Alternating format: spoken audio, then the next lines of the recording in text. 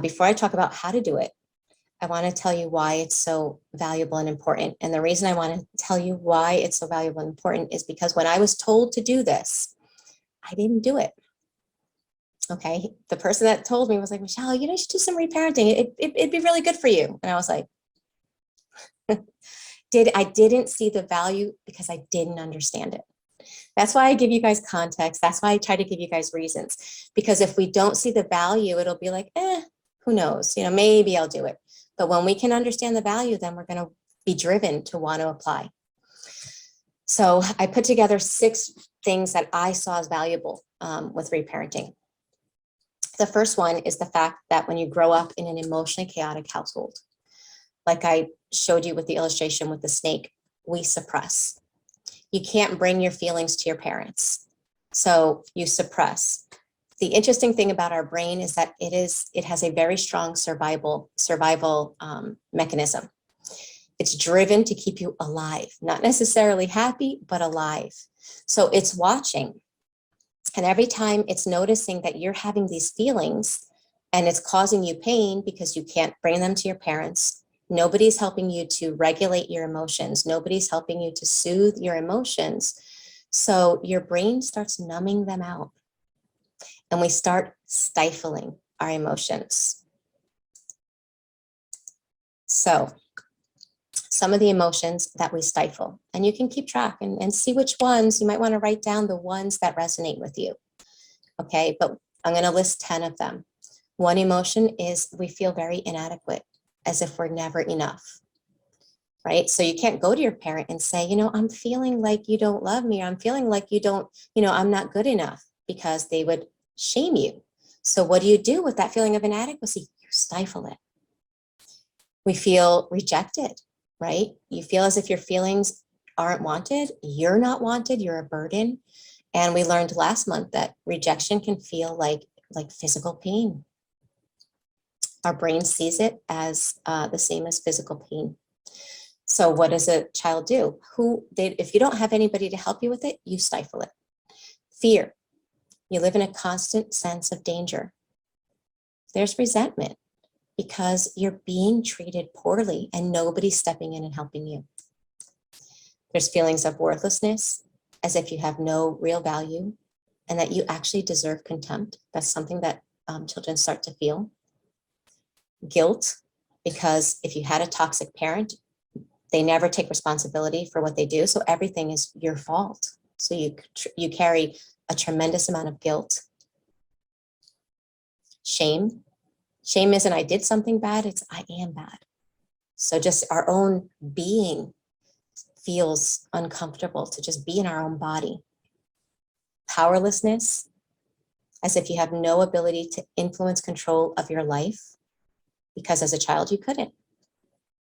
And the last one I'm going to mention is emptiness. It's almost like you don't feel real, or as if something's missing inside of you.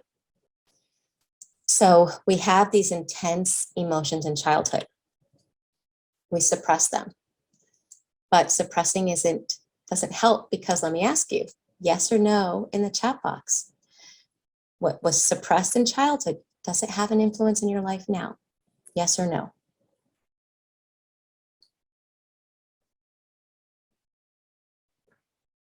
Right. So this is where reparenting comes in and is so powerful, because until we learn to reparent, those emotions will stay stuck in our nervous system. Okay, that's one reason why reparenting, that alone, to me is valuable enough to be willing to learn. The second reason is because if we don't learn to self-parent, our emotional flashbacks are going to keep us avoiding, and we're going to be living in what is known as a half-brain state. Okay, just like the snake illustration. If you don't learn how to work through an emotional flashback, your emotional flashbacks will control your life. Okay, reparenting is an amazing tool to be able to work through them. If we don't learn to self-parent, we will actually continue to parent ourselves in the way that the toxic parent parented, or the way that the abusive relationship treated us. They become our internalized voice. So that being said, everybody's always parenting themselves. We've been reparenting ourselves. It's just that if we're not careful, we've been doing it and treating ourselves the way the toxic person treated us. And that's what happened in my case. When I actually started listening to how I talked to myself and what I expected of myself, it was not kind and compassionate. So we have to learn how to change that. The fourth reason is because what was learned in childhood, since our logical brain is not online, everything that narcissistic parents taught goes deeply into our subconscious mind. And that becomes the programs that are running our life. And with our computer programs, we get a message, I get them all the time, update, update. Well, with our subconscious mind, time doesn't update our subconscious programs. We might get older, our body changes physically, we change our clothes, we grow, but our subconscious beliefs won't change until we go in and start changing them. And the last reason is because if we don't learn to self-parent and increase that communication between our left and right brains, we're going to feel as if our conscious mind is pulling us in one direction, our subconscious mind is pulling us in the other. Or you could say your conscious mind has its foot on the gas and your subconscious has its foot on the brake. You're spending a lot of fuel and you're not going anywhere.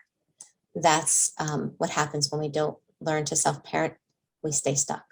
Okay, so let's start. I think you guys agree that it's a valuable tool to learn. So let's start talking about how we can do that.